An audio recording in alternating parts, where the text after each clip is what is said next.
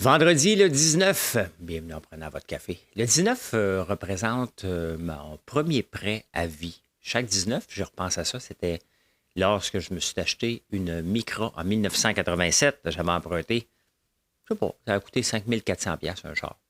J'ai emprunté un peu. Hein? C'était mon premier prêt, le mois d'août 1987. Vive Rain Man! Hey, je vous parle des seuils d'immigration ce matin. Je vais vous parler aussi de Valérie Plante qui veut un troisième mandat. Oui, ben c'est intéressant ce qu'elle dit. Ben, pas vraiment. Les prêts COVID, il y a des exemples de gens là, qui expliquent comment ils vivent ça. Hein? Êtes-vous tombé sur la tête? Qu'est-ce que vous pensiez d'avoir des écoles à temps et demi, des élèves à temps et demi? La SAQ qui gère la limite de protectionnisme. Et ça, c'est intéressant. Pour les canettes, entre autres. Trudeau et son voyage en Jamaïque. Les limites de l'électrification des transports, hein, avec ce qui se passe en Alberta. La génération Z. Bande de vlimeux, hein? Bande de vlimeux. On va partir ça tout de suite. Quel piton que je paye? Je paye sur lui.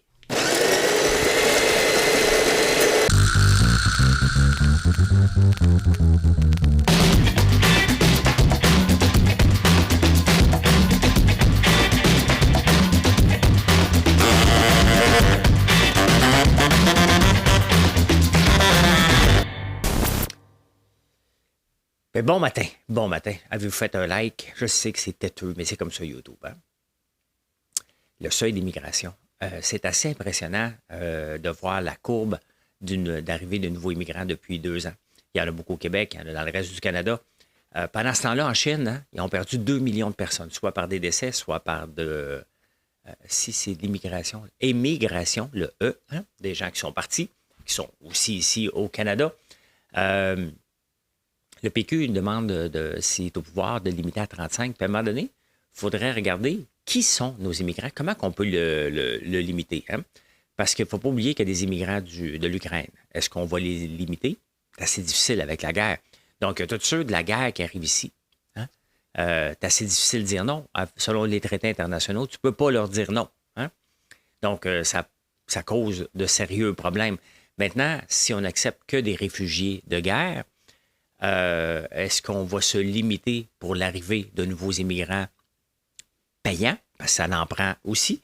D'ailleurs, parlant de ça, il y a quelque chose qui me fatigue un peu. Parce que, pas qui me fatigue, mais regardez le prix des loyers qui explose. Hein? On manque de loyers parce qu'il y a trop d'immigrants. Il y a aussi pas assez de construction. C'est les deux ensemble. Mais ce qui est intéressant est de voir c'est quoi la démographie des gens juste en regardant le prix des loyers qui augmente versus l'achat d'une maison. On a très peu d'immigrants qui arrivent ici pour acheter une maison. Et on le voit, il y a eu un déclin dans le prix des maisons en 2023.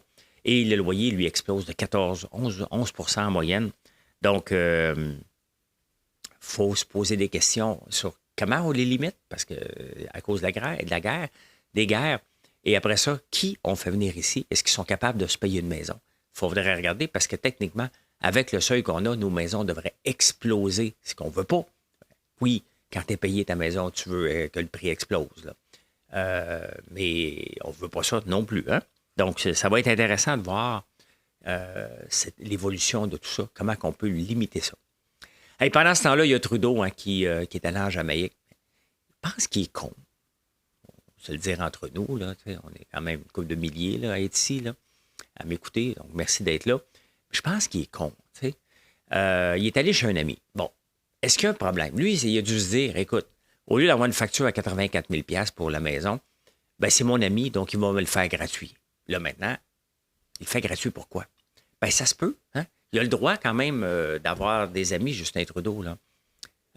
Comme accès, c'est-tu ami, ou le gars, il est bien content puis il va dire à tout le monde qu'il y a Justin Trudeau dans sa maison. Ben le commissaire à l'éthique va s'en mêler. Il n'est pas capable de voyager sans se mettre un peu dans le trouble, Justin Trudeau. Je pense qu'il ne comprend rien. Et c'est les gens qui travaillent avec lui, c'est la preuve qu'il n'écoute pas ces gens. Hein? C'est bien évident qu'avec sa garde rapprochée, puis tous les conseillers, ils vont dire ça ne passera pas, ça ne passera pas. Donc, c'est bien évident que juste un geste comme ça représente probablement la façon que Trudeau fonctionne. D'ailleurs, Bill Morneau l'avait déjà dit, l'ancien ministre des Finances, c'est pas gérable avec lui, il fait juste ce qu'il pense, puis au point de vue finance, il ne connaît rien. C'est à peu près ça qu'il avait dit de Justin Trudeau. Donc, intéressant. Fait que, il est chez nous, Justin. Ben, j'ai déjà parlé 2 fois. Déjà parlé 2 fois. Fait que vas-y, viens chez nous dans ma maison. Il est allé chez la maison de François Lambert, point one. Hein? Moi, il donne un petit chum. Moi, il donne un petit chum. Mieux manger pour sauver la planète. Cette semaine, il y a eu Patrick Lagacé dans la presse qui a parlé de grillons, puis que les insectes étaient, la farine d'insectes était en augmentation un peu partout sur la planète, un peu moins au Québec. Et Patrick Lagacé dit no way que je vais manger des insectes, c'est trop dégueulasse. C'est sûr que si tu regardes, c'est assez dégueulasse. Hein?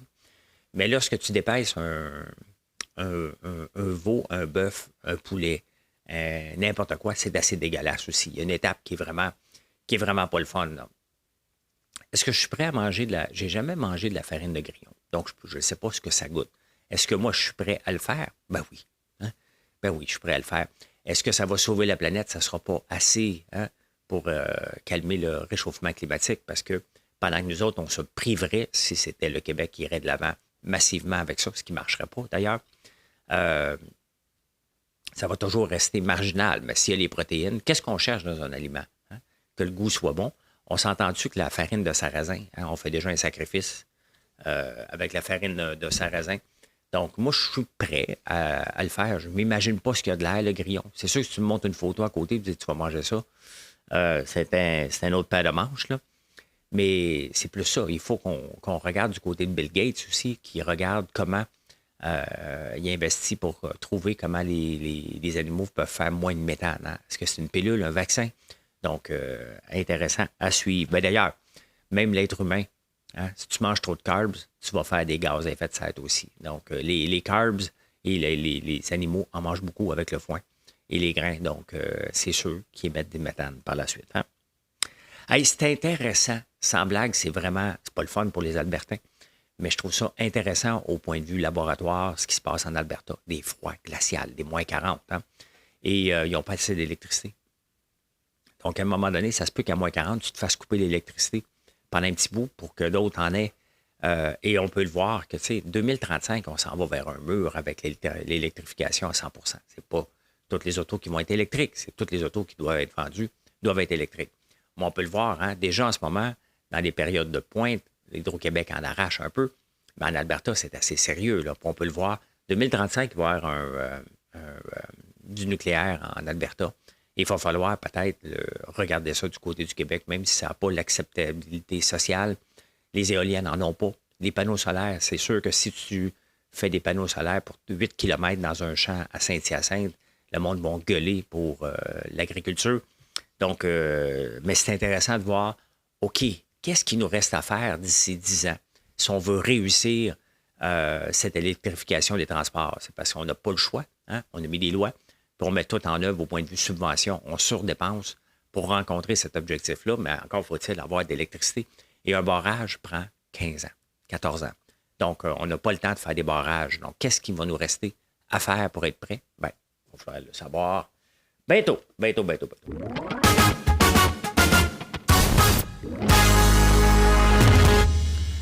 Bien, Valérie Plante a annoncé qu'elle voulait un 3e mandat, hein, même si c'est pas facile. Et puis, elle a envoyé une phrase qui représente tout hein, de sa façon de gérer. Elle dit, ben, à peu près comme ça, là, dans ses mots, là, je dirais, je ne la cite pas, là, je me cite à travers elle. Là, okay? Mais le gouvernement fédéral n'est vraiment pas gentil avec les entreprises qui les forcent à rembourser leurs prêts. Voilà. Hein?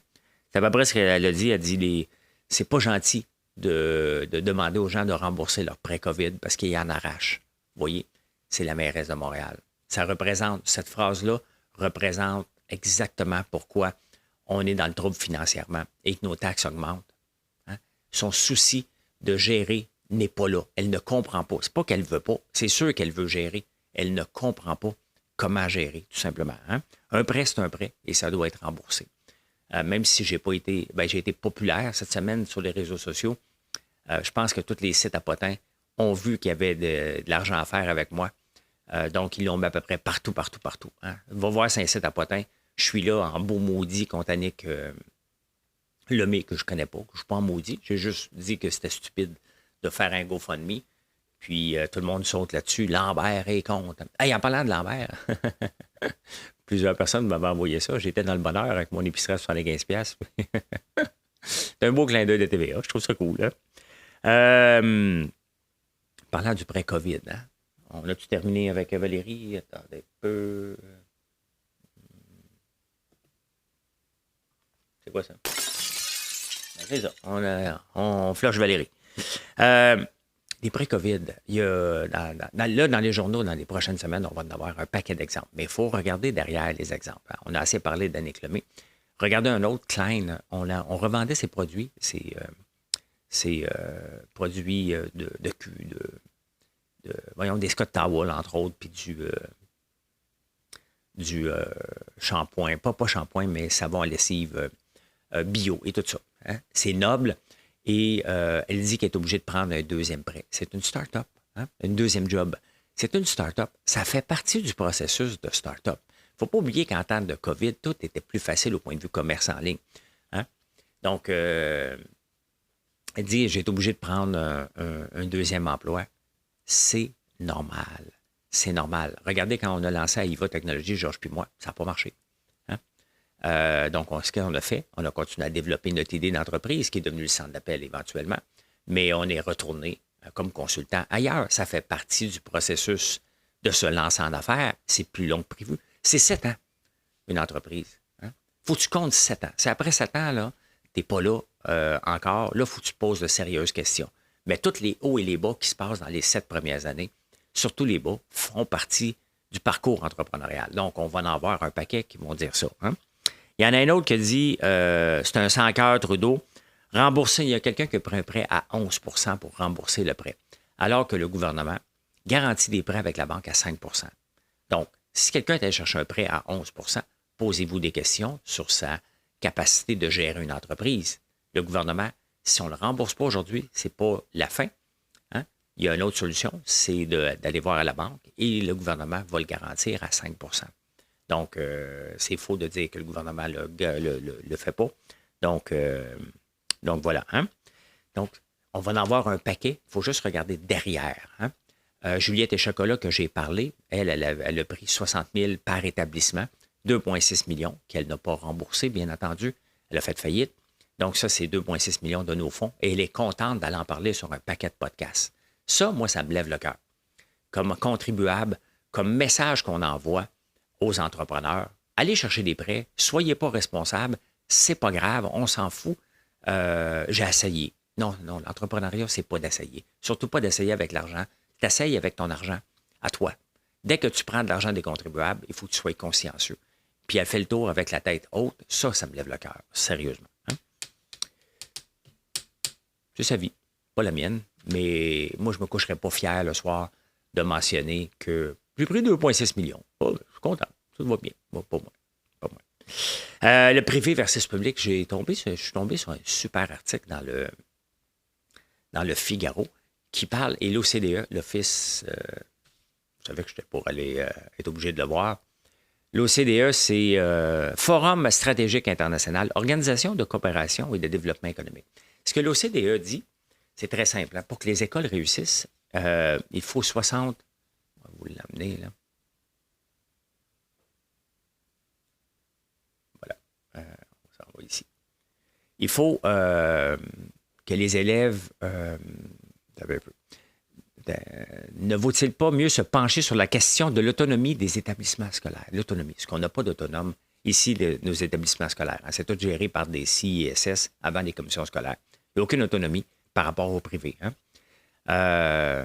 Donc, l'un des facteurs principaux de réussite des systèmes éducatifs, selon l'OCDE, c'est l'autonomie. Sur ce sujet, tout est à faire. On est en France, c'est le même problème ici. Seulement 10 % des élèves sont inscrits dans un établissement où le chef d'établissement est compétent pour recruter les enseignants. Intéressant, hein? Nos directeurs d'école servent à quoi ici? Est-ce qu'ils sont compétents? J'ai souvent levé le doute sur la compétence de certains directeurs. Pas qu'ils ne le sont pas, je ne le sais pas. Mais le prérequis pour être directeur d'école ici au Québec, c'est d'avoir 8 ans d'expérience comme enseignant. Si pendant 8 ans, tu étais enseignant, est-ce que tu avais le goût de gérer? Moi, j'ai eu le goût de gérer, je me suis lancé en affaires. J'ai eu des postes de VP partout ou des directeurs avant. J'ai toujours fait de la gestion parce que c'est ça qui me passionne, d'emmener les gens à se dépasser, à aller plus loin. Si pendant 8 ans, tu ne fais pas ça, il faut peut-être se poser des questions sur ton désir. Est-ce que tu veux avoir la paye ou le prestige? Hein? Ou tu es vraiment le couteau entre les dents, tu as le goût de dépasser, mais tu es limité de toute façon. Donc, c'est un des points de succès des écoles qu'on n'a pas du tout. Et c'est pour ça que les écoles privées, c'est pas juste l'écrémage, parce que les riches vont à des écoles privées. Hein. D'ailleurs, le droit à l'éducation et le droit de choisir fait partie de la liberté, autant en France qu'ici. On a le droit de choisir où on veut éduquer nos enfants, selon nos standards. Hein. Marilyn qui a envoyé son enfant au privé, on le voit la différence. J'ai été dans une classe cette semaine, je vois la différence le jour et la nuit entre le privé et le public. Mais surtout, c'est les directeurs d'école qui font une grosse différence et la façon que c'est monté, parce que les directeurs sont menottés. Donc, on n'a pas parlé de ça dans le Front commun pour améliorer les écoles, alors que selon l'OCDE, c'est le point le plus important. Donc, on ne tient pas compte de ça, mais pas pantoute. Hein? On s'en va tomber sur la tête. Hey, vraiment le fun, ce que j'ai découvert. Hein? Les jumelles Dionne sont venues au monde le 5 août 1962. Il était 4 cependant. Hein? Jumelles Dionne qui ont fait les manchettes souvent. Là. Hey, je vous amène à regarder ça. Regardez ça. Naissance, immigration. Plus de 10 000 élèves. On est en 1962 dans le 5 août. On essaie de planifier les écoles. On est au début août 1962. Plus de 10 000 écoles n'auront pas de place dans les 10 000 élèves n'auront pas de place. Donc, ce qui à cause des naissances et de l'immigration en 1962, c'est le baby boom dans ce temps-là. Il n'y a pas de place. Donc, ce qu'il avait proposé, c'est d'avoir des élèves en rotation. Donc, d'avoir seulement de la place à l'école à temps et demi. Puis à un moment donné, tu sors de la classe pour laisser de la place à quelqu'un d'autre. Je ne sais pas si ça avait vu le jour, mais c'était une des propositions retenues en 1962. Hein? Intéressant. Dans les statistiques, depuis 1956, les écoles dirigées par les frères enseignants sont passées de 55 à 38, donc les écoles religieuses diminuaient. Il y a eu 230 nouvelles classes, 170 françaises, 60 anglaises, un surplus de 7500 élèves. Intéressant. Intéressant. Donc, les problèmes d'éducation, ça a toujours existé. Ça existe dans tous les pays depuis à peu près toujours. Et c'est toujours le système qui est remis en cause tout le temps.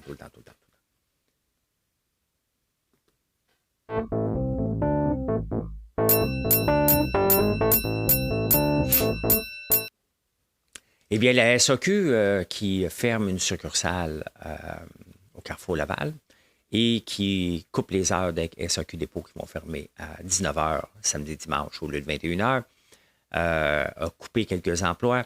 La moitié des emplois, plus que 60% des emplois à la SAQ sont à temps partiel selon le syndicat. Hein? Ils n'ont pas de convention collective depuis près d'un an, donc ça négocie. Le problème, c'est qu'on fait des pubs pour moins boire. Il fallait bien s'attendre à un moment donné que ça ait des impacts. Hein? Donc, le syndicat ne peut pas capoter. Hein? Il doit aller dans le sens de son patron, le sens de ce qu'on veut faire comme société. On veut une société de moins grands buveurs, on veut moins d'alcoolisme. Donc, c'est bien évident, ça commence par couper la pub à la SAQ, couper les heures, proposer autre chose. Mais cependant, où j'ai un problème avec la SAQ, c'est qu'ils commencent à vendre de la boisson sans alcool. Tu sais, à un moment donné, il y a une limite. Est-ce que la SAQ, c'est son rôle de société? Oui, le rôle premier, on peut le voir, c'est de ramener des dividendes.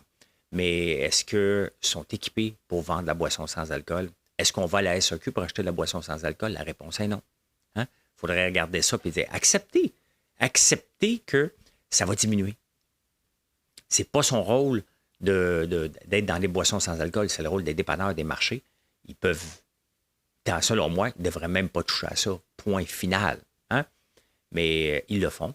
Ils font une concurrence. Bien, à ce moment-là, ils sont obligés de respecter les règles du marché. Hein? Parce que les dépanneurs vont les vendre moins cher pour attirer de la clientèle. Donc, la SAQ, est-ce qu'ils vont le vendre plus cher? Des premiums, mais il reste, c'est la boisson sans alcool. À un moment donné, ils n'ont pas d'affaires là-dedans. Quand même, qu'ils pensent qu'ils ont le droit, c'est pas de leurs affaires pantoute. Hein?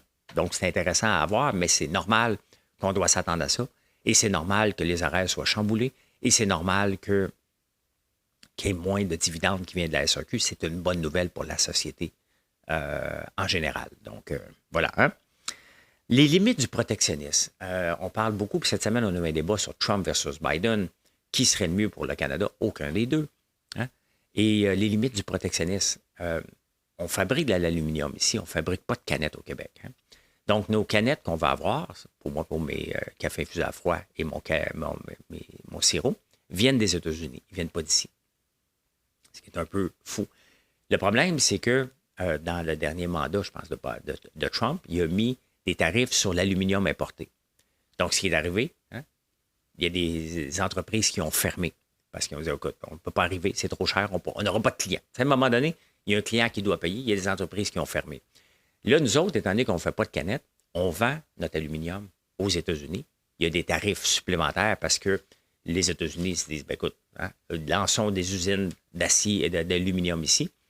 Ils font des canettes qui nous revendent plus cher, qui nous le ramènent ici. Hein? Il y a des jobs qui sont coupés, tout simplement. Et l'inflation en est résultante. Hein? D'ailleurs, j'ai appris, nous autres ici, on a le lait qui est contingenté, qui a des gestions de l'offre. On ne peut pas rentrer du lait ici. Le sirop d'érable, vous le savez, le sirop d'érable, c'est différent parce que c'est provincial et c'est non pas pan-canadien. Mais le sucre aux États-Unis, depuis 92 ans, est sous gestion de l'offre. Pas gestion de l'offre, mais tarif. Donc, qu'est-ce qui arrive? Les Américains payent 2 fois plus. Nous, on paye 2 à 3 fois plus. Le lait ici, puis les œufs, les Américains ont leur propre protectionnisme sur le sucre. C'est normal, ils font de la canne à sucre dans le sud.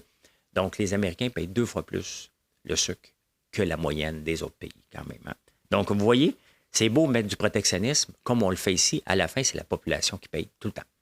Tout le temps, tout le temps.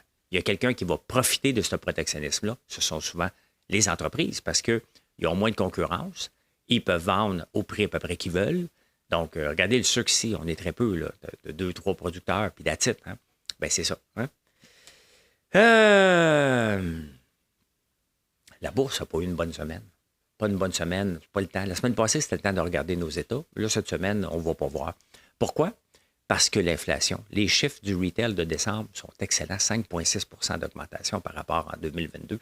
Donc, tout ça n'inaugure absolument rien de bon pour baisser l'intérêt et les taux d'intérêt. Et la bourse anticipe une baisse des taux d'intérêt d'ici 3 mois. Mais là, si on regarde les signaux un peu partout, le marché de l'emploi qui va bien, le taux d'intérêt n'est pas à veille de baisser. Donc, les bourses ont dit, mais finalement, il n'y aura pas de party. T'sais, ils anticipaient le party, puis il n'y en aura pas, tout simplement. Fait que ça a planté, c'est normal.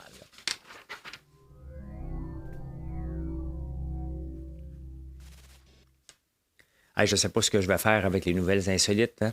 Kate, je vais avoir du jus, mais d'une autre façon. Kate, qui était dans tous les potins, Kate Middleton, la femme à William. Et Charles s'est fait opérer pour la prostate. Elle s'est fait opérer pour l'abdomen. On ne sait pas trop ce qu'elle a. Ben, elle va être en repos pour 2 semaines, 2 mois. Donc, on ne verra plus dans les potins sa belle robe. Elle a toujours des belles robes, mais elle est toujours dans 8 événements par jour à peu près. Donc, elle se fait opérer, c'est la cata dans les journaux anglais. Hein? Vous savez qu'on vit de plus en plus longtemps, mais est-ce qu'on vit de plus en plus en santé? Hein? La réponse est non. En 90, on vivait 83 de notre temps en bonne santé. Donc, il y avait presque 14 du temps, même plus que ça, 16,4 du temps qu'on était malade. Surtout en vieillissant encore. Vers la fin, on est encore plus malade, c'est normal. Donc, maintenant, c'est rendu à 85 du temps qu'on est en santé. Donc, un peu. 83 qu'on était malade. Donc, ça a baissé de 2 points de pourcentage en 30 ans, notre niveau de santé. Donc, est-ce que c'est intéressant de vivre plus vieux et le passer malade? Pas trop. Hein? Tu sais, maintenant, il faut que tu arrives avec, en anglais, on dit un threshold, là, que tu dis, écoute, passer ça, là, maintenant, si je suis toujours malade, ça ne m'intéresse pas du tout. Donc, on le voit, on vit plus longtemps, mais pas plus en santé qu'avant. Donc, moins en santé qu'avant, quand même. Hein? Et finalement, la génération Z, cette génération-là de méga, hein, non, on dit non. Ils veulent moins de drogue, moins de boissons, moins de sexe. Non, moins de sexe, on va enlever ça. Hein? Et pas de permis de conduire. En 1997, 25 43 des gens qui avaient 16 ans avaient leur permis de conduire. Aujourd'hui, c'est descendu à 25 ils ne veulent rien savoir. Puis avec l'auto autonome qui s'en vient, à quoi ça va servir éventuellement? Peut-être pas leur génération à eux, mais leur génération après, ça va servir à peu près à rien, les permis de conduire. Donc, intéressant, hein, quand même, de 43 qui avaient leur permis de conduire en 1997. J'en fais partie. Je l'ai eu en 80. Oh, je l'ai eu très jeune, à 16 ans. Et maintenant, c'est 25 seulement. Et je peux dire ceci. Mission accomplished. Bien, merci beaucoup d'être là. Passez une excellente journée et venez nous voir sur françoislambert.one.